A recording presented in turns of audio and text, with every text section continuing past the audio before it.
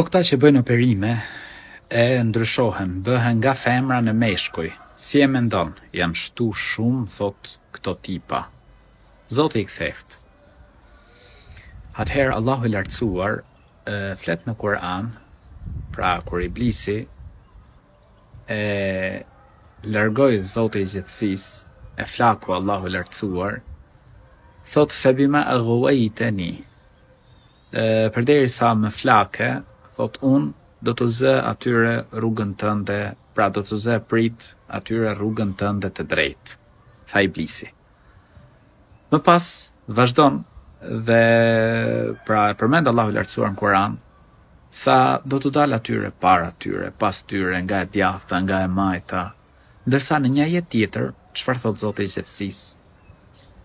Dhe do t'i urdhëroj ata, thot Iblisi, që të ndryshojnë krijimin e Allahut.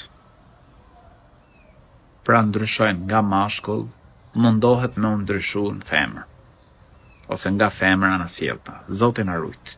Është prej mëkateve më të mëdha. Allahu na rujt. Njeriu duhet të jetë i kënaq me atë që e ka kriju i madhi Zot. Allahu i lartësuar e di urtësinë për çdo gjë. Dhe Zoti i gjithësisë ka kriju njeriu në formën më të mirë. Prandaj jetoje jetën ashtu siç të ka kriju Allahu. Kënaqu me atë gjë që të ka dhënë i madhi Zot. Dhe mundohu të afrohesh tek Allahu i lartësuar dhe jo të pasosh shejtanin.